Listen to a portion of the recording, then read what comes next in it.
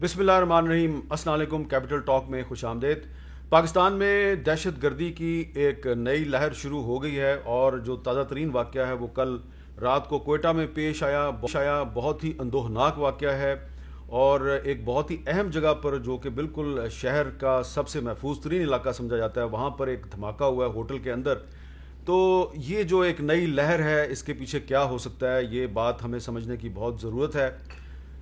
مسلم league نون کے صدر شہباز شریف صاحب کی آخر کار آج درخواست دور ہو گئی ہے، اور اب ہر طرف یہی سوال زیر بحث ہے کہ نیب ان کو بار بار گرفتار کرتی ہے لیکن عدالت میں کچھ چیز ثابت نہیں کر پاتی۔ کیا نیب نے شہباز شریف کو پہلے سے زیادہ مظلوم بنا دیا ہے؟ کیا شہباز شریف صاحب اب رہائی کے بعد جب باہر آئیں گے تو کیا پی ڈی ایم کو دوبارہ اکٹھا کرنے کی کوشش کریں گے؟ کیا پیپلز پارٹی اور اے این پی سے کوئی رابطے کریں گے؟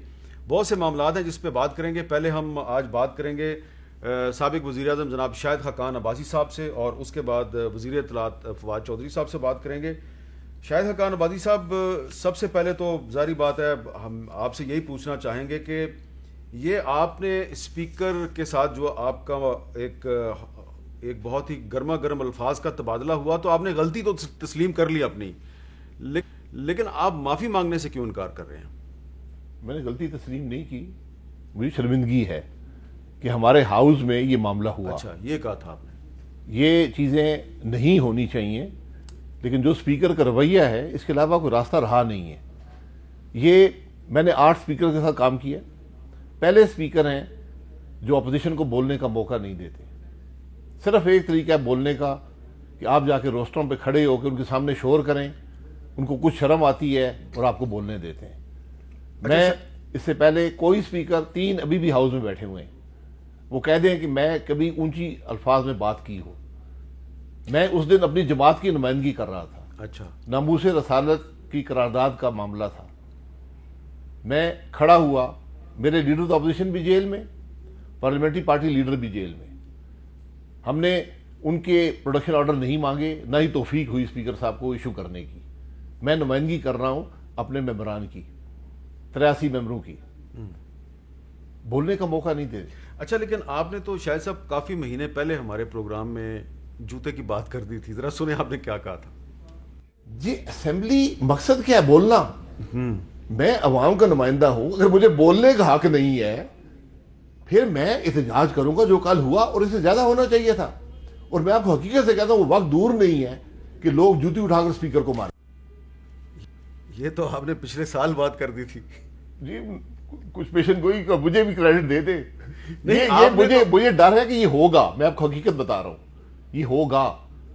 اسپیکر اپنی عزت خود کراتا ہے، اعتماد حاصل کرتا ہے ہاؤس کا۔ اچھا، جو بات آپ نے کی تھی اتنے مہینے پہلے، پھر آپ نے وہ پرسوں دوبارہ کی۔ کل ہمارے شو میں رانا ثناءاللہ صاحب نے کیا کہہ دیا، ذرا وہ بھی سنیں۔ پارلیمنٹ میں جو ہے، آپ تو کہتے ہیں نا کہ وہ ایک جوتا مارنے کی بات کی، وہاں پہ جوتے چلنے ہیں، وہاں پہ چلنے یہ میں آپ کو بتا دوں، اللہ نہ کرے وہاں۔ ہاں، آپ کا نہیں، آپ کا کیا خیال ہے کہ جو یہ ظلم اور زیادتی ہمارے ساتھ کر رہے ہیں، تو کیا یہ کل کو پھر ہم صرف سیاسی احتجاج تک محدود رہیں گے؟ شاہد خاقان عباسی صاحب، جوتے چلنے کی یہ پیشین گوئی ہے یا دھمکی ہے؟ کوئی دھمکی نہیں ہے، یہ صرف کہنے کا مقصد یہ ہے کہ اگر آپ اپوزیشن کو بات بھی نہیں کرنے دیں گے، ہم یہ نہیں کہہ رہے کہ رانا ثناءاللہ پہ آپ نے 15 کلو ہیروئن ڈالی، اسپیکر جو کنسٹیٹیوشن ہاؤس ہے منہ سے نہیں بول سکا کہ کیا ظلم کیا آپ نے میرے ممبر کے ساتھ۔ وہ یہ نہیں کہہ سکا کہ پروڈکشن آرڈر جاری کرے۔ کیا اس کا یہ کام نہیں تھا؟ اس کو بھی چھوڑے، ہم بات کرنا چاہتے ہیں۔ میں ناموس رسالت کی قرارداد پہ بات کرنا چاہتا ہوں، اسپیکر مجھے روک کے دکھائے۔ میں اس کو چیلنج کرتا ہوں۔ یہ آپ کیسی بات کر رہے میں ہیں؟ اس کو چیلنج کرتا ہوں، روک کے مجھ سے بات کرنے سے روکے، وہی ہوگا جو ہوا ہے۔ آپ جوتا ماریں گے؟ جوتے سے بھی بات آگے جائے گی۔ جوتے سے آگے کیا بات جا سکتی ہے؟ وہ آپ کو نظر آئے گا۔ میں آپ کو حقیقت سے کہہ رہا ہوں، میں آپ کو حقیقت سے کہہ رہا ہوں۔ آپ اس ملک کے چیف ایگزیکٹو رہے ہیں۔ میں ملزم بھی ہوں، 2 کیسز میں ملزم بھی ہوں، عدالتوں میں پیش ہوتا ہوں، آج بھی ہو کے آیا ہوں، ملزم بھی ہوں۔ ملزم بھی میرے نام کے سامنے لگتا ہے، بلکہ وہ مجھے سعید میری صاحب کی بات یاد آتی ہے، جو مشرف کے زمانے میں کیس بنا تو ہر ایک ایکیوز کہتا تھا، تو انہوں نے کہا کہ مجھے لگتا ہے میرا نام ہی والد صاحب نے ایکیوز سعید میری ایسا لگ رہا ہے کہ آپ چاہ رہے ہیں کہ اب شہباز شریف صاحب کل رہا ہو جائیں گے تو اب ان کی جگہ پہ آپ اندر چلے جائیں، ایسا لگ رہا ہے؟ نہیں، وہ تو جانا ہی جانا ہے. جانا ہی جانا ہے. مجھے آج نوٹس آ گیا ہے آگے نیب نوٹس سے. جی اچھا، نیب نے نوٹس دے دیا؟ جی بالکل نوٹس آ گیا، منڈے کو پیش ہو جاؤں گے. جی اچھا، منڈے کو پیش. جی. اب یہ بتائیں کہ آپ اگر معافی نہیں مانگتے تو اسپیکر آپ کے خلاف کیا کارروائی کر سکتے ہیں؟ جو کارروائی وہ کرے. میں اسپیکر سے کبھی معافی نہیں مانگ سکتا. میں نے پہلے کہا میں ایک ذات سے معافی مانگتا ہوں. اسپیکر صاحب اپنے رویے کی معذرت کریں ہاؤس سے، اس کے بعد آگے بات ہوگی. تو یہ جو قرارداد ہے جس پر آپ بات کرنا چاہتے ہیں، تو یہ قرارداد جو ہے لگتا یہ ہے کہ اس پر یہ منظور نہیں ہوگی، کوئی اتفاق رائے نہیں ہوگا، بس حکومت نے پیش کرنی تھی، پیش کر دی. آپ اس پہ بات کرنا چاہتے ہیں، آپ بھلے کر لیں، لیکن کو لگ نہیں رہا کہ آپ اس کو منظور بھی کروانا چاہتے ہیں. کیوں نہیں منظور کروانا چاہتے؟ یہ تو قرارداد تو ناکافی ہے. ہم تو یہ بات کہہ رہے ہیں. میں نے تو یہ بات کہی، میں کہا ہمیں 1 گھنٹہ دیں، قرارداد ایسی آئے جو متفقہ ہو. ناموس رسالت کا مسئلہ ہے، جانیں ضائع ہوئی ہیں ملک کے اندر، لوگ اس کے دلوں کے قریب ہے. آپ بات تو کرنے دیں. کوئی ڈرافٹ تیار کیا آپ نے قرارداد کا؟ جی ہم اس پہ کام کر رہے ہیں. ہم کام کر رہے ہیں، اور ہم نے کل حکومت سے کلیریفیکیشن بھی مانگی ہے، کچھ انفارمیشن بھی مانگی ہے، تاکہ یہ ایک جامع قرارداد ہو جو اس معاملے کی تہہ تک پہنچے اور عوام کے جذبات کی نمائندگی کر سکے. ایسا تو نہیں لگ رہا کہ یعنی کہ بہت سے لوگوں کو لگ رہا ہے کہ شاید آپ جان بوجھ کے کشیدگی بڑھا رہے ہیں تاکہ بجٹ سیشن آ رہا ہے تو حکومت کے لیے بڑی پرابلم ہو جائے؟ جی میں ناموس رسالت میں ہم سیاست نہیں کرتے. اچھا. جنہوں نے کرنی ہے انہوں نے کل بتا دیا ہے کہ ان کی سیاست کیا ہے. وزراء نے کہا کہ ہمارا کام، ہمارا معاہدہ صرف یہ قرارداد یہاں رکھنا تھا، اور اس قرارداد کو بھی حکومت کو رکھنے کی توفیق نہیں ہوئی، پرائیویٹ ممبر بل سے پیش ہوا. نہیں، لیکن کل پرسوں شیخ رشید صاحب نے اناؤنس تو کیا تھا نا. اناؤنس اور بات ہے. یہ وزراء نے کہا کہ ہم نے معاہدہ کیا تھا کہ ہم قرارداد رکھیں گے. اس سے 1 دن پہلے ہمارے ملک وزیر اعظم اپنی پالیسی سٹیٹمنٹ دے چکے. نہیں، آپ یہ بھی تو دیکھیں نا شاہد صاحب کہ جن کے ساتھ انہوں نے معاہدہ کیا تحریک لبیک والوں کے ساتھ، وہ تو یہ مطالبہ کر رہے تھے کہ قومی اسمبلی سے قرارداد پیش کرو اور فرانس کے سفیر کو نکالو. انہوں نے تو قرارداد پیش کرنے پہ اپنا دھرنا ختم کر دیا. اگر انہوں نے دھرنا ختم کر دیا تو آپ اتنا آگے کیوں جا رہے ہیں؟ ہم آگے نہیں جا رہے. ہاں، ہم یہ معاملہ جس پر قیمتی جانیں ضائع ہوئی ہیں، جو ہر پاکستانی کے دل کے قریب ہے، کم از کم پارلیمان کا ایک متفقہ موقف تو آ جائے نا. اگر ہم اتنے گر گئے ہیں، اتنے کمزور ہو گئے ہیں کہ ہم اور کچھ نہیں کر سکتے. یہ بڑی اہم بات کی ہے. کیا پارلیمان کا متفقہ موقف آ جائے گا؟ ہماری کوشش تو ہے. لیکن اس ماحول میں کیسے ہوگا جس میں جوتے چلانے کی بات ہو رہی ہے؟ جوتے اسپیکر سے بات کرنے کی بات ہے نا. اسپیکر بات کرنے سے جوتے کی ضرورت ہی نہیں ہے، اونچی آواز کی ضرورت نہیں ہے. اسپیکر کا احترام ہوگا. اسپیکر صاحب جب ہاؤس میں داخل ہوتے ہیں ذرا اسمبلی کی طرف دیکھا کریں. کوئی آدمی اپوزیشن بینچز سے کھڑا نہیں ہوتا. اسپیکر اسمبلی میں داخل ہوتا تھا، ہر آدمی کھڑا ہو جاتا تھا، اس کے بیٹھنے تک کھڑا رہتا تھا. آج گورنمنٹ بینچز کے بھی آدھے لوگ بیٹھے رہتے ہیں. یہ اسپیکر صاحب اپنی عزت جو ہے ان کے ہاتھ میں ہے. اگر نوکری یہ نہیں کر سکتے چھوڑ دیں. میرا ان کو پہلے بھی مشورہ ہے، آج بھی ہے. اگر ان پہ دباؤ ہے، کیونکہ وہ ہمیشہ ہر بات پہ کہتے ہیں مجھے دباؤ ہے اوپر سے، تو میں نے کہا جی آسمانی دباؤ تو آپ پہ ہے نہیں، کسی اور کا ہے تو نوکری چھوڑ دیں. کیا اسپیکر آپ کی انٹری جو ہے ہاؤس میں مخصوص مدت کے لیے اس پر پابندی نہیں لگا سکتے؟ لگا سکتے. تو مجھے کوئی اس سے ڈر خوف نہیں ہے. میں تو ایک حق کی بات کر رہا ہوں. اگر مجھے بولنے کا موقع نہیں دو گے، عوام کی نمائندگی نہیں کرنے دو گے، پاکستان کے مسائل پر بات نہیں کرنے دو گے، تو میں ہاؤس میں آنے کا مقصد کیا ہے میرا؟ اچھا، اب یہ بتائیں کہ شہباز شریف صاحب جو ہیں وہ ان کی ضمانت ہوگی یار، وہ کل تک ریلیز ہو جائیں گے. ویسے تو ان کو آج ہی ریلیز ہو جانا چاہیے تھا لیکن آج نہیں ہوئے. تو اگر کل ریلیز ہو جاتے ہیں تو رہائی کے بعد وہ پھر ہاؤس میں آئیں گے، تو کیا ہم توقع کریں کہ وہ ہاؤس میں آ کے تو یہ جو ٹینشن ہے اسپیکر کے ساتھ کو اس کو کم کریں گے؟ اگر اسپیکر بات کرنے دے گا تو ہمیں کوئی ٹینشن نہیں ہے. ساری ٹینشن اسپیکر کے بات روکنے سے ہوتی ہے. اور یہ بھی میں بتا دوں، یہ پہلا قومی اسمبلی کا اسپیکر ہے جس نے لیڈر آف دا ہاؤس کو بات کرنے سے روکا ہے. یہ آج تک تاریخ میں نہیں ہوا. اچھا، شہباز شریف صاحب کی رہائی پہ مسلم لیگ نون کی نائب صدر مریم نواز شریف صاحبہ نے آج ایک ٹویٹ کیا ہے. انہوں نے کہا ہے 10 سال کہیں بھی ناانصافی کا سن کر پہنچ جانے والے کو آخر انصاف مل گیا. جتنی مرتبہ بھی شہباز شریف صاحب کو گرفتار کیا ان کا جرم صرف وفائے نواز شریف نکلا. شہباز شریف کا مقابلہ کرنا ہے تو خدمت میں کرو. جھوٹے مقدمات کے ذریعے خدمت کے نشان نہیں مٹائے جا سکتے. سرخرو شہباز شریف، وہ جو تصویر لگائی ہے انہوں نے اس کے پیچھے شہباز شریف صاحب جو ہے وہ سرخرو نظر آ رہے ہیں, ان کے پیچھے بھی سرخرو لکھا ہوا ہے. اب یہ بتائیں کہ وہ چلیں سرخرو تو کر دیا ان کو مریم نواز شریف صاحبہ کے بقول, لیکن شہباز شریف صاحب کی جو رہائی ہے اس کے بعد کیا وہ آپ سمجھتے ہیں کہ پی ڈی ایم کو اکٹھا کرنے کی کوشش کریں گے, پیپلز پارٹی سے دوبارہ بات ہونی چاہیے؟ دیکھیے شہباز صاحب کی ہمارے پارٹی کے صدر ہیں, لیڈر اپوزیشن, رائے مقدم ہے, کیونکہ آپ پی ڈی ایم کے جنرل سیکرٹری ہیں نا. لیکن پی ڈی ایم کے معاملے کا فیصلہ ہو چکا ہے. اچھا, اس پر نظر ثانی کی گزارش صدر پی ڈی ایم کر چکے ہیں. اب یہ پیپلز پارٹی اور اے این پی فیصلہ کر لیں کہ اگر وہ پی ڈی ایم میں آنا چاہتے ہیں واپس, تو وہ اعتماد کو کیسے بحال کریں گے جو اعتماد انہوں نے خود توڑا. اب پیپلز پارٹی کہتی ہے کہ آپ پہلے معافی مانگیں ہم سے. ہم سے سب معافیوں کو درخواست کریں, اسپیکر کو کہتا ہے معافی مانگے, وہ کہتا ہے معافی مانگے, تو جواب میں نے دے دی ہے, معافی ایک ذات سے ہی مانگنی ہے. اچھا, باقی صبر کرے, نہ اسپیکر سے مانگنی ہے نہ پیپلز پارٹی سے مانگنی ہے. پیپلز پارٹی سے جی معذرت چاہتا ہوں جی. اچھا, نہیں مانگنی. آج آپ میرے گھر پہ ڈاکہ ڈالے پھر میں آپ سے معافی بھی مانگوں. اچھا, پیپلز پارٹی نے آپ کے گھر پہ ڈاکہ ڈالا, اعتماد توڑا ہے, پی ڈی ایم کا اعتماد توڑا, پھر معافی مانگ رہے کہ ہم معافی دیں. لیکن شہباز شریف صاحب کے باہر آنے کے بعد جی کوئی امید کی جائے کہ وہ پیپلز پارٹی سے رابطہ کریں گے؟ دیکھیں یہ ان کا صدر ہے, ان کا فیصلہ ہے, پارٹی کے صدر ہے, یہ ان کا حق ہے, وہ جو فیصلہ کریں جو بہتر سمجھتے ہیں. لیکن پی ڈی ایم نے بڑی واضح بیان کر دیا ہے, پی ڈی ایم کے اجلاس میں آ کے بات کر سکتے ہیں, وہاں پر آ کر بات کریں کہ ہم سمجھتے ہیں کہ جی ان سے واپس بات کی جائے یا ان سے معافی مانگی جائے. یہ بھی ممکن ہے کہ پی ڈی ایم معافی مانگ لے پیپلز پارٹی سے. پی ڈی ایم معافی مانگ لے؟ پیپلز پارٹی تو یہی کہہ رہی ہے نا.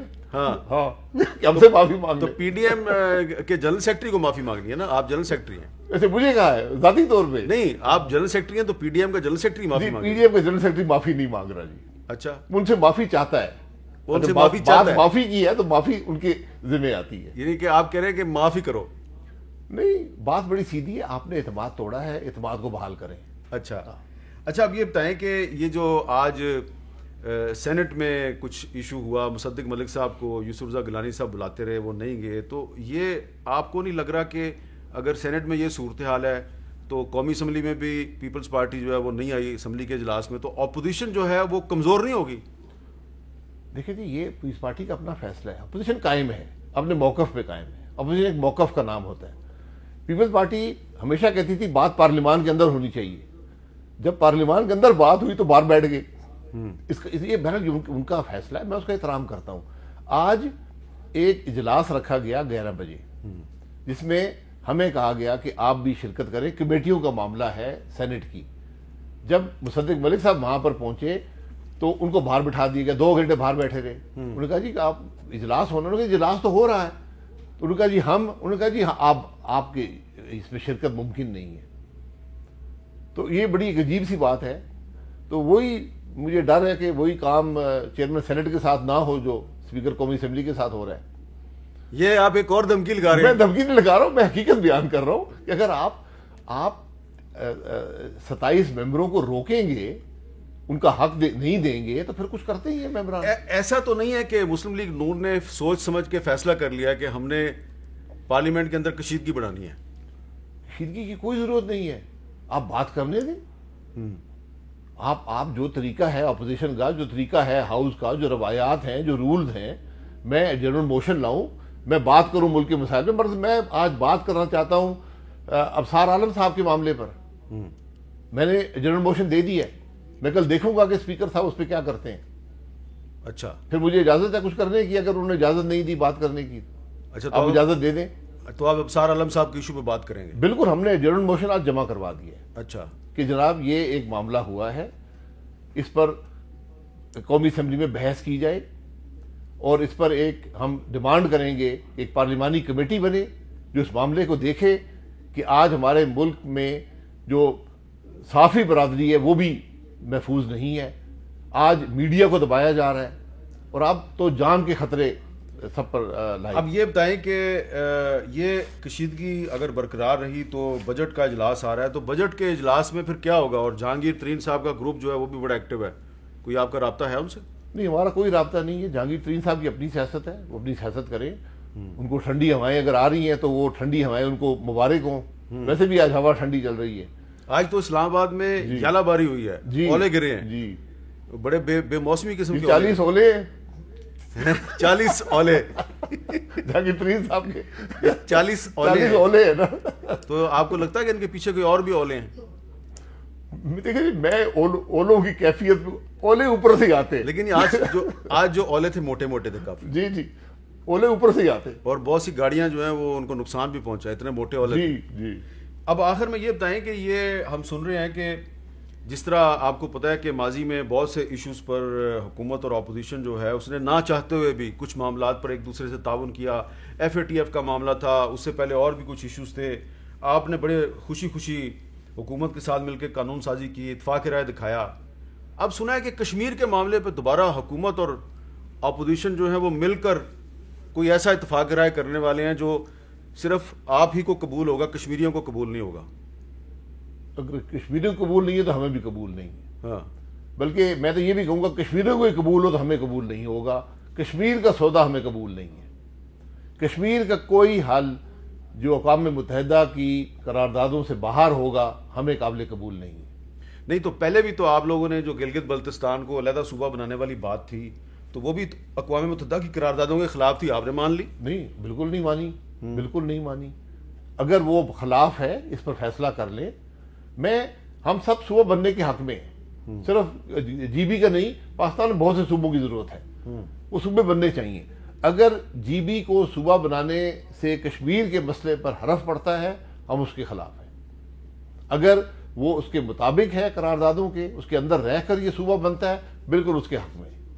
اب ذرا آخر میں یہ بتا دیں کہ یہ جو کوئٹہ میں واقعہ ہوا ہے اس کی جو اہمیت ہے وہ اس لیے ہے کہ اس وقت خطے میں بڑی ڈیولپمنٹس ہو رہی ہیں. تو آج کوئٹہ میں واقعہ ہوا ہے, کچھ ہفتے پہلے 5 فروری 2021 کو یوم یکجہتی کشمیر تھا, تو اس دن بھی کوئٹہ اور سی بی میں بم دھماکے ہوئے, اور جو کشمیریوں کے ساتھ یکجہتی کے لیے ریلیاں نکالی گئی تھیں وہ ٹارگٹ تھیں. پھر 3 جنوری 2021 کو ضلع بولان کی تحصیل مچھ میں دہشت گردوں نے فائرنگ کی, 11 ہزارہ کارکن جو ہیں ان کو شہید کیا. 27 دسمبر 2020 کو بلوچستان کے ضلع ہرنائی میں بھی فرنٹیئر کور کی چیک پوسٹ پر حملہ کیا گیا, 7 اہلکار وہاں پہ شہید ہوئے. 25 اکتوبر 2020 کو کوئٹہ کے نواحی علاقے ہزار گنجی میں بم دھماکہ ہوا, اس میں 3 افراد شہید ہوئے. اور پھر گوادر کی تحصیل اورماڑہ میں OGDCL کے قافلے پر حملہ ہوا اور اس میں بھی بہت سے سیکورٹی اہلکار شہید ہوئے. تو یہ ایک ایسا لگ رہا ہے کہ بلوچستان ایک ٹارگٹ ہے. اس صورتحال میں دہشت گردی کی نئی لہر چل رہی ہے, حکومت اور اپوزیشن کو کم از کم سیکورٹی معاملات پر تو ایک موقف رکھنا چاہیے. اگر سیکورٹی معاملات کے حقائق پتہ ہوں, یہ اعتماد میں لینے کی بات ہوتی ہے, آپ ہاؤس کو اعتماد میں لیں. کیونکہ آج مجھے 2 چیزیں نظر آتی ہیں. ایک, ہمارا گھر کمزور ہے, ہمارے گھر میں نفاق ہے. جب نفاق ہوگا اس کا لوگ فائدہ اٹھائیں گے, ہمارے دشمن فائدہ اٹھائیں گے.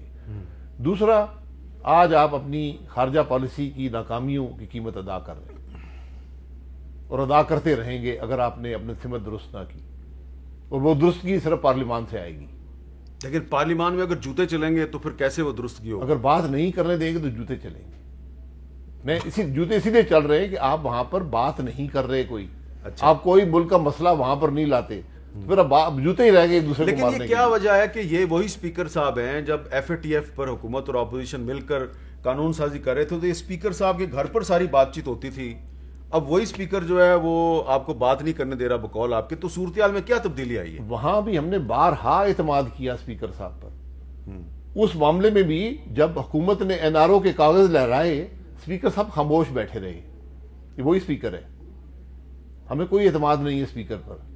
یہ وہی اسپیکر ہے جو چند ہفتے پہلے جب ملک کے وزیر اعظم نے, کوئی اپوزیشن موجود نہیں تھی, کھڑے ہو کر اپوزیشن لیڈروں کا نام لے لے کر گالیاں نکالی اور دھمکیاں دی, یہ اسپیکر چپ بیٹھا رہا. یہ پارلیمان کی روایات کو اس کو علم نہیں ہے کہ جو آدمی پارلیمان میں نہ ہو اس کا نام آپ نہیں لے سکتے. یہاں پر ہر دوسرا وزیر, 8 وزیروں نے ایک دن دوسرے کو فلور دیا, تم بات کرو, تم بات کرو, تم بات کرو. اسپیکر چپ بیٹھا رہا. آپ 3 سال سے یہاں چور چور کے نعرے لگتے رہے, اسپیکر چپ بیٹھا رہا. پھر وہی ہوگا جو میں پھر کہتا ہوں, مجھے شرمندگی ہے ہاؤس کی نسبت سے کہ ہمارے ایوان میں یہ نہیں ہونا چاہیے, لیکن جس ایوان میں چور کے نعرے پہ اسپیکر چپ بیٹھا رہے گا ملک کا وزیراعظم گالیاں نکالے گا اپوزیشن کو اور وہ چپ بیٹھا رہے گا تو پھر شاید اپوزیشن چپ نہ بیٹھ سکے. تو اس کا مطلب ہے کہ اس صورتحال میں کشمیر یا کسی اور معاملے پر حکومت اور اپوزیشن کا اتفاق رائے مشکل نظر آ رہا ہے. بالکل اتفاق رائے ہو سکتا ہے. پارلیمان میں حقائق لے کر آئیں. پارلیمان کو اگر آپ سنتے سینسٹیو معاملہ پارلیمان کو بریف کریں. بند کمروں میں میٹنگ نہیں ہوگی کشمیر پر. ٹھیک ہے, بہت بہت شکریہ شاہد حقان عباسی صاحب. ایک وقفہ لیتے ہیں اور وقفے کے بعد جو حکومت کا موقف ہے وہ پیش کریں گے. شاہد حقان عباسی صاحب کا موقف آپ نے سن لیا. وقفے کے بعد دوبارہ ملتے ہیں.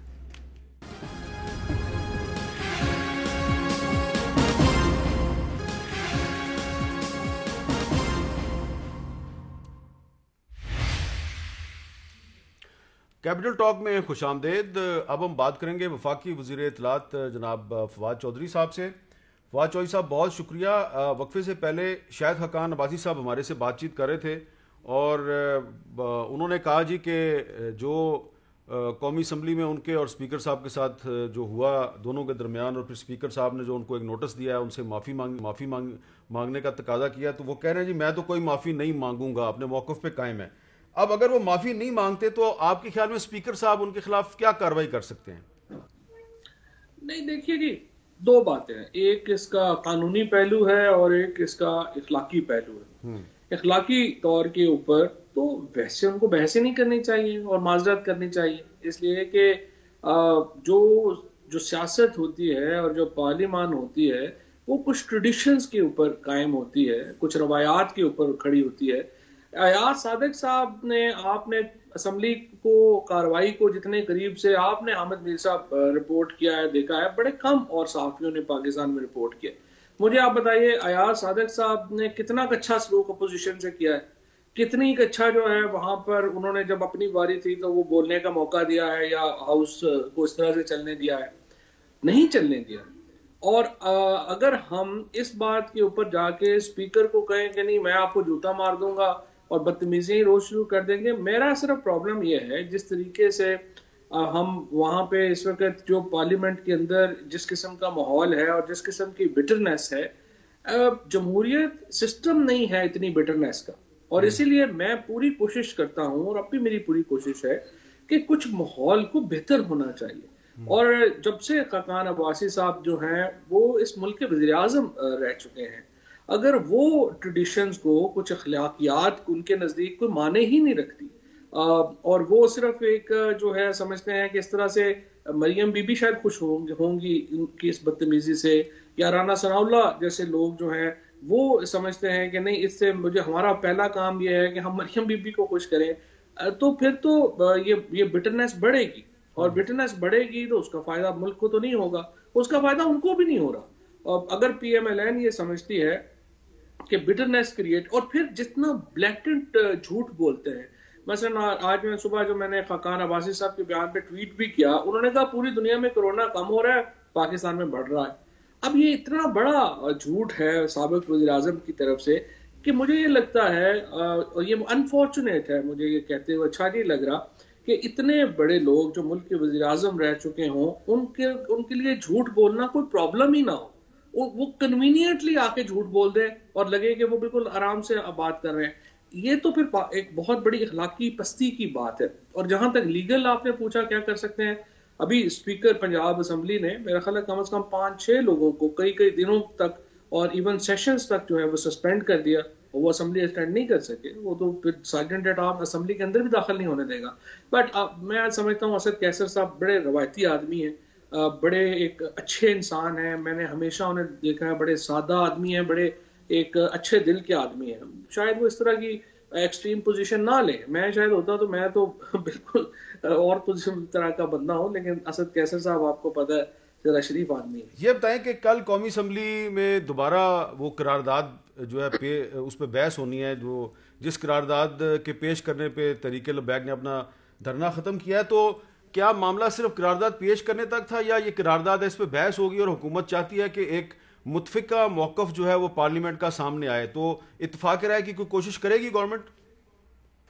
دیکھیں جی, فرینکلی جہاں تک معاہدے کی بات تھی وہ تو پورا ہو چکا ہے. ہم نے معاہدہ پورا کر دیا, انہوں نے دھرنے اٹھا دیے, ہم نے پرائیویٹ ممبر جو ہیں انہوں نے اپنا ایک بل وہاں پہ پیش کر دیا, تو معاہدہ تو جو ہے وہ اب پورا ہو چکا ہے، اس میں تو کچھ اب کرنے کو باقی نہیں رہا۔ پی ایم ایل این جو ہے وہ سمجھتی ہے کہ نہیں، وہ اپنی ریزولوشن لانا چاہتے ہیں۔ پہلے تو آپ یہ خیال سمجھیے گا کہ ایک پرائیویٹ معاملہ ہے، یہ کوئی حکومت کا معاملہ نہیں ہے، لیکن ہم ظاہر ہے کہ نون لیگ کو یا پیپلز پارٹی کو تو ڈکٹیٹ نہیں کر سکتے کہ انہوں نے کیا کرنا ہے، نہ ہی ہم نے ان کو بتانا ہے کہ آپ کی کیا مرضی اور منشا ہے۔ پیپلز پارٹی نے ابسٹین کیا، یہ ان کا حق ہے۔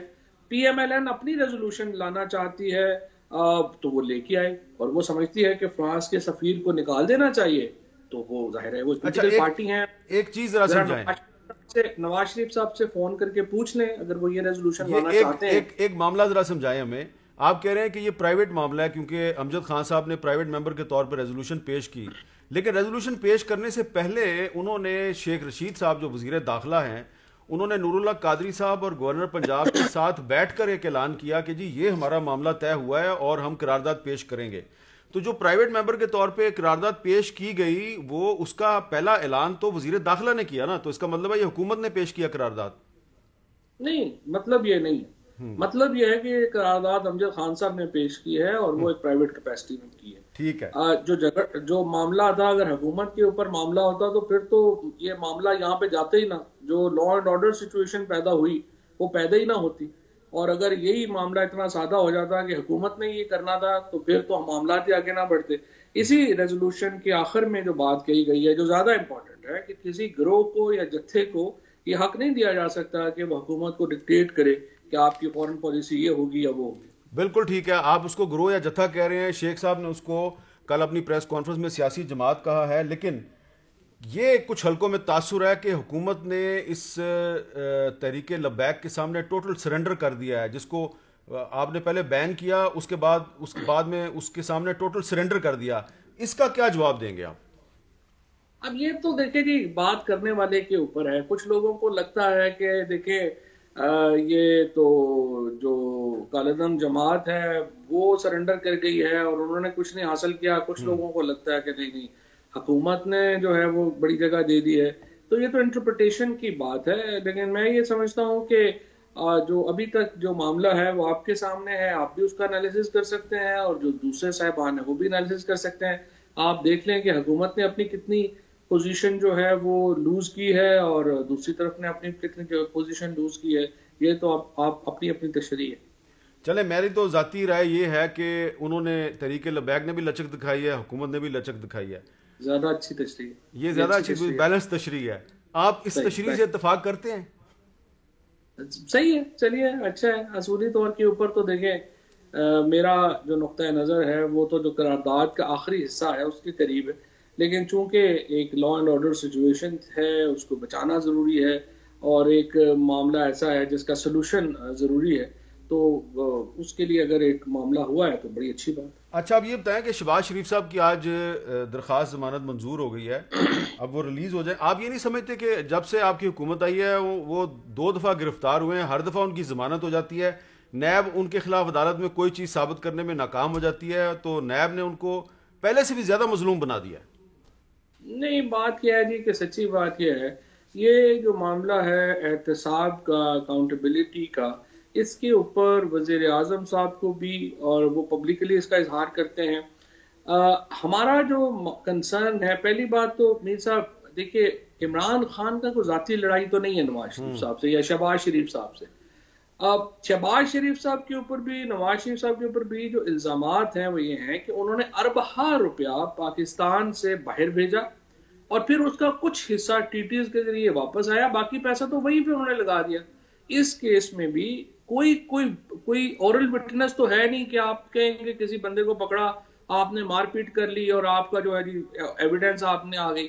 یہاں پہ تو بینکنگ ٹرانزیکشنز ہیں، ایک بینکنگ ٹرانزیکشن کا پتہ ہے، ثابت کچھ نہیں ہوا فواد صاحب، ثابت میر صاحب، آپ اس طرح مہربانی کریے، میں آپ کو ایک جو ہے وہ تجویز دینا چاہتا ہوں، آپ اپنے ریسرچرز کو کہیے کہ صرف ایویڈنس دیکھ لیں شہباز شریف صاحب کے کیس میں کیا ہے، آپ جا کے دیکھ لیں۔ ہمارے ہاں سارے جو ٹیلی ویژن پروگرامز ہیں وہ اس بات کی وہ اس کی ایویڈنس کے اوپر کبھی ذکر ہی نہیں کیا کسی نے کہ ایویڈنس کیا ہے. چلیں میں ریسرچر کو نہیں کہوں گا, میں خود جا کے دیکھ لوں گا, لیکن سوال یہ پیدا ہوتا ہے کہ کیا نیب کا وکیل جو ہے وہ یہ ایویڈنس کورٹ میں پیش کرتا ہے تو ججوں کو نظر نہیں آتی؟ نہیں دیکھیے یہی پرابلم ہے, ہمارے ہاں وقت اتنا لگ جاتا ہے, ایڈورسوریل سسٹم ہے, اس میں عدالتوں کا بھی قصور نہیں ہے, ان کے اوپر کیسز بڑے زیادہ ہیں اور وہ اتنی توجہ اس طریقے سے جو ہونا چاہیے. اصول نیب کے لا میں لکھا ہوا ہے 30 دن کے اندر کیس مکمل آپ کریں گے. ایک کیس مجھے بتا دیں جو 30 دن کے اندر مکمل ہو. اتنا وہ وہاں پہ کمپلیکیٹڈ سچویشن ہے کہ وکیل بھی بڑے بڑے آ جاتے ہیں, پھر روز ان کا سپریم کورٹ میں کیس ہوتا ہے, نیب کورٹ میں وہ جاتے نہیں ہیں اور کیسز کے فیصلے نہیں ہوتے. اور وزیر اعظم نے اسی لیے بارہا یہ بات کہی, نیب کو بھی یہ کہا کہ دیکھیے آپ اپنے آپ کو اتنا نہ پھیلائیں کہ پھر سب لوگوں کو یہ سمجھنا شروع ہو جائیں کہ یہ کیسز تو ختم ہی نہیں ہوتے, اس سے مایوسی پیدا ہوتی ہے. اب یہ شہباز شریف صاحب کا جو کیس ہے یہ صرف آپ ایویڈنس اٹھا کے دیکھیں گے اور آپ اپنا سر پکڑ لیں گے کہ یہ اس کیس میں کیسے جو ہے وہ اب تک فیصلہ نہیں ہو رہا اور کیسے ہم باہر نہیں جا پا. اچھا, اب میں نے جو ٹیررزم کی ایک نئی ویو آئی ہے پاکستان میں, اور خاص طور پہ جو کوئٹہ کا معاملہ ہے, اس پہ بھی آپ سے بات کر لیا. میں آپ سے بات کرتا ہوں, تھوڑا سا وقفہ لینا مجھے, اور وقفے کے بعد میں دوبارہ چوئی صاحب آپ کے پاس آتا ہوں. وقفے کے بعد دوبارہ ملتے ہیں.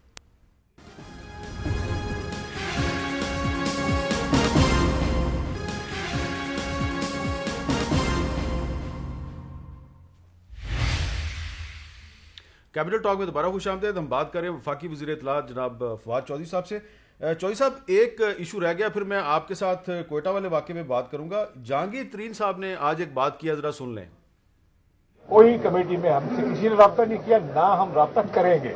میں نے فوری طور پہ تردید کر دی تھی کہ ہم نہیں کسی کمیٹی سے ملیں گے, ہم صرف اور صرف گروپ نے عمران خان کو, یار 30 سے زیادہ لوگ ہیں, 35 سے 40 ہو جائیں گے, ان سب لوگوں نے کہا کہ سر ہم آپ کے M N A M P ہیں, آپ ہمارے ووٹوں سے یہاں پہ حکومتیں بیٹھی ہوئی ہیں, آپ مہربانی کر کے ہماری بات تو سنیں, ٹائم دیں. توقع ہے, میں آپ کو تازہ بتا رہا ہوں, توقع یہ ہے کہ یہ ملاقات ان قریب ہو جائے گی ہمارے پورے گروپ کی. جی چودھری صاحب یہ پوچھنا ہے کہ کیا جہانگیر ترین صاحب کی یہ توقع پوری ہونے والی ہے, ان کی اور ان کے گروپ کے لوگوں کی وزیر اعظم عمران خان صاحب سے ملاقات ہونے والی ہے؟ دیکھیے جہاں تک یہ M N M P As کی بات ہے تو یقینی طور کے اوپر یہ پی ٹی آئی کے M N M P As ہیں اور ان سے ملاقات میں کوئی حرج نہیں ہے, اور مجھے براہ راست علم نہیں ہے, لیکن مجھے لگتا ہے کہ اگر یہ ملاقات کا کہہ رہے ہیں تو یقیناً ان کی ملاقات جو ہے وہ تو ہو سکتی ہے اور ہوگی بھی, اس میں کوئی پرابلم نہیں ہے. جہاں تک دو حصے ہیں نا, ایک تو حصہ یہ ہے کہ ان کی ملاقات ہونی چاہیے اور بات ہونی چاہیے, وہ تو ضرور ہو جائے گی. دوسری جو حصہ ہے جو کرمنل کیسز کا معاملہ ہے, دیکھیے وہ ترین صاحب بھی پرائم منسٹر صاحب کو جانتے ہیں, اور جو لوگ بھی عمران خان کو جانتے ہیں ان کو پتا ہے وہ عمران خان سے کوئی یہ مطالبہ ہی نہیں کرے گا کہ آپ نے کوئی ہمارے کیسز کے اوپر انفلوئنس کرے, کیونکہ پی ٹی آئی میں تو یہ رواج نہیں ہے.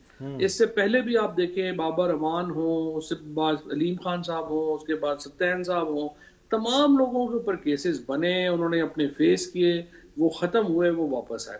عمران خان کا یہ مزاج ہی نہیں ہے, کوئی ضرورت ہی نہیں کرتا ان کو اس طرح کی بات کہنے کا کہ آپ ہمارے کیسز کو انفلوئنس کریں گے. جہاں تک ملاقات کا تعلق ہے یا ایک پولیٹیکل اس کا تعلق ہے, وہ ڈیفینیٹلی پرائم منسٹر صاحب اس کو کنسیڈر کریں گے. اب یہ بتائیں کہ چوئی صاحب, کل کوئٹہ میں ایک بہت خوفناک بم دھماکہ ہوا ہے. خوفناک اس لیے تھا کہ جس جگہ پہ دھماکہ ہوا وہاں پہ چائنیز ڈیلیگیشن بھی ٹھہرا ہوا تھا, لیکن اس وقت وہ وہاں پہ نہیں تھا. اور ہم یہ دیکھ رہے ہیں کہ پچھلے 6 مہینے میں بلوچستان جو ہے وہ ٹارگٹ ہے, اور وہاں پر بار بار یہ دہشت گردی کے واقعات ہو رہے ہیں. تو عام طور پر ہمیں یہی بتایا جاتا ہے کہ جو دہشت گردی کے واقعات ہیں, خاص طور پہ جو بلوچستان میں ہوتے ہیں, تو یہ ان میں افغانستان کے راستے سے جو انڈین انٹیلیجنس ایجنسیز ہیں وہ اس میں ملوث ہیں, اور کلبھوشن یادو جو ہے وہ اس کی ایک بہت بڑی مثال بھی ہے. یہ دوبارہ جب سے ہم دیکھ رہے ہیں کہ ایک سیز فائر ہوا ہے لائن آف کنٹرول پر, اور میڈیا میں خبریں آ رہی ہیں کہ جی پاکستان اور بھارت کی انگیجمنٹ بھی ہو رہی ہے, تو ایک طرف انگیجمنٹ کی خبریں ہیں, دوسری طرف یہ دوبارہ دہشت گردی کی لہر شروع ہو گئی ہے. یہ کچھ سمجھائیں گے یہ ہو کیا رہا ہے؟ جی یہ سمجھانا تو جو ہے وہ انٹیریئر منسٹری کا کام ہے کہ وہ بتا سکتے ہیں کہ ایگزیکٹلی ان کی کیا انفارمیشن ہے اور وہ کتنا ریویل کرنا چاہتے ہیں. لیکن بلوچستان کی ایک تاریخ رہی ہے، اور آپ نے جس طرح خود ذکر کیا کلبھوشن جادیو کا اتنا بڑا نیٹ ورک وہاں پہ جو ہے وہ برسٹ ہوا، اور ہماری جو بھی ہماری سیکورٹی ایجنسیز ہیں، ہماری فوج ہے، انہوں نے بلوچستان میں ایک بہت بڑی عالمی سازش کا مقابلہ بڑی کامیابی سے کیا ہے، اور اس کی جو اثرات ہیں وہ ہم نے دیکھا کہ چائنا کے قونصلیٹ کے اوپر کراچی میں بھی حملہ ہوا، اس سے پہلے جو ہیں وہ بہت اٹیکس جو ہیں ان کا ہم نے سامنا کیا، اور یہ وہ سارا جو ماضی میں اس کا جو لنک ہے وہ را سے جڑتا ہے، اور را نے یہاں پر بہت بڑی بڑی کارروائیاں کی ہیں۔ اب یہ جو ایک پرٹیکولر معاملہ ہے، اس کے اوپر ابھی تک وہ کتنی انہوں نے جو ہے وہ ایویڈنس لی ہے، کتنا وہ اس کے اوپر ایک یقین سے کہہ سکتے ہیں، کیونکہ میں ایک بڑی رسپانسبل پوزیشن پہ ہوں، تو میں بالکل اس کے اوپر کوئی اس لیے حتمی بات نہیں کرنا چاہتا کہ اس کے تاثر یہ بنے، لیکن جو ماضی ہے اس کے جو واقعات ہیں ان سے بہرحال ایک ہندوستان کا وہاں پر بڑا گہرا لنک رہا ہے، اور ہم تو یہ چاہتے ہیں کہ پاکستان اور ہندوستان کے جو تعلقات ہیں ان میں بہتری آئے، یہ جو اس طرح کے ایشوز ہیں وہ ریزالو ہوں، اور الٹیمیٹلی ہم ایک بہتر مستقبل کی طرف بڑھے۔ لیکن اگر آپ ہندوستان کے اندر ایک ایکسٹریمسٹزم کے ایک شدت پسندی پر مبنی پالیسیز بنائیں، آپ وہاں مسلمانوں کو خصوصاً کشمیریوں کو اس قدر زیادہ کریں، پھر بلوچستان کے اندر مداخلت جاری رکھیں، اس کا نقصان پورے ریجن کو ہوگا، اس ریجن کے شہریوں کو ہو رہا ہے، اور میں تو سمجھتا ہوں کہ بھارت کے اندر جو حکومت ہے اس کو اپنے گریبان میں جھانکنے کی ضرورت ہے، اپنی پالیسیز کو بدلنے کی ضرورت ہے۔ پاکستان میں اس وقت جو لیڈرشپ ہے، اس سے بہتر امن کے دائی آپ کو لیڈرشپ نہیں ملے گی، لیکن امن جو ہوتا ہے وہ عزت کے ساتھ ہوتا ہے، برابری کے ساتھ ہوتا ہے، یک طرفہ امن تو نہیں ہوتا۔ اب آخر میں یہ بتائیں کہ جب آپ پہلے وزیر اطلاعات تھے پہلے فیز میں، تو آپ نے ایک انیشیٹو لیا تھا، آپ نے اور ڈاکٹر شیریں مزاری صاحبہ نے جرنلسٹ پروٹیکشن بل پر کام شروع کیا تھا، پھر ڈاکٹر شیریں مزاری صاحبہ جو ہے انہوں نے بعد میں وہ کام جاری رکھا، پھر جب شبلی فراز صاحب تھے تو انفارمیشن منسٹری اور ہیومن رائٹس منسٹری نے اس پر اتفاق رائے کر لیا، اب وہ وزارت قانون میں پھنسا ہوا ہے۔ کیا ہم امید کریں کہ اب آپ دوبارہ انفارمیشن منسٹر بن گئے ہیں تو جرنلسٹ پروٹیکشن بل جو ہے وہ قومی اسمبلی تک پہنچ جائے گا؟ یہ بہت آپ امید رکھیں، انشاءاللہ تعالیٰ وہ بالکل وہ بھی پہنچ جائے گا، اور جرنلسٹ کی جو ورکنگ جرنلسٹ کی جو گفتگو جو آپ نے ہمیشہ کی ہے اور میرے ساتھ بھی آپ نے ہمیشہ کی ہے، اس کو بھی انشاءاللہ ہم آگے لے کے چلیں گے۔ ہم ورکنگ جرنلسٹ کے حالات بہتر کرنا چاہتے ہیں۔ اسلام آباد کے تو 600 جرنلسٹ جو ہیں ان کو ہم گھر جو ہیں وہ دے رہے ہیں، پرائم منسٹر صاحب کی جو ہاؤسنگ اسکیم ہے اس میں، اس کے بعد کراچی اور لاہور کے جرنلسٹ جو ہیں ان کو بھی ہم اس اسکیم میں شامل کر رہے ہیں، صحت کی جو اسکیم ہے اس میں ہم شامل کر رہے ہیں، اس کے ساتھ ہم جو تنخواہیں نہیں مل رہی آرگنائزیشن سے ان کے اوپر ایک کمپریہنسو پالیسی جو ہے وہ بنانا چاہ رہے ہیں۔ تو انشاءاللہ تعالیٰ ورکنگ جرنلسٹ کے حالات بھی ٹھیک کریں گے، اور میڈیا کو اوور آل بھی ذرا جو اس وقت ضرورت ہے سپورٹ کی وہ بھی انشاءاللہ دیں گے۔ بہت بہت شکریہ فواد چودھری صاحب۔ اور آخر چودھری صاحب نے بطور وزیر اطلاعات یہ کہا ہے کہ صحافیوں کو پاکستان کے مختلف شہروں میں رہائشی سہولیات فراہم کی جائیں گی، یہ بالکل ان کو کرنا چاہیے، لیکن پاکستان میں صحافیوں کا جو اصل مسئلہ ہے وہ ان کے روزگار کا تحفظ بھی ہے، اور اس کے علاوہ ان کی آزادی کا تحفظ جو ہے وہ سب سے اہم ہے۔ تو پاکستان میں اور دنیا میں کہیں پر بھی جو بھی جرنلسٹ جو ہے وہ صحافت کرتا ہے وہ اس وقت تک صحافت نہیں کر سکتا جب تک اس کے پاس آزادی نہ ہو اور اس کی آزادی محفوظ نہ ہو۔ تو اس کے لیے جو جرنلسٹ پروٹیکشن بل ہے اس پہ حکومت اور اپوزیشن کو چاہیے کہ جلد از جلد اس کو قومی اسمبلی میں لا کے تو اس پر ایک قانون بنائیں۔ اگر یہ قانون بنا دیں گے تو اس پہ دنیا میں پاکستان کی عزت بڑھے گی۔ اس وقت جو ورلڈ پریس فریڈم انڈیکس ہے اس میں پاکستان کا نمبر ہے 145، 145واں نمبر ہے، تو یہ پاکستان کے لیے بڑی شرم کی بات ہے۔ اگر جرنلسٹ پروٹیکشن بل منظور ہو جائے گا تو دنیا میں پاکستان کی عزت بڑھے گی۔ اجازت دیجیے، اللہ حافظ۔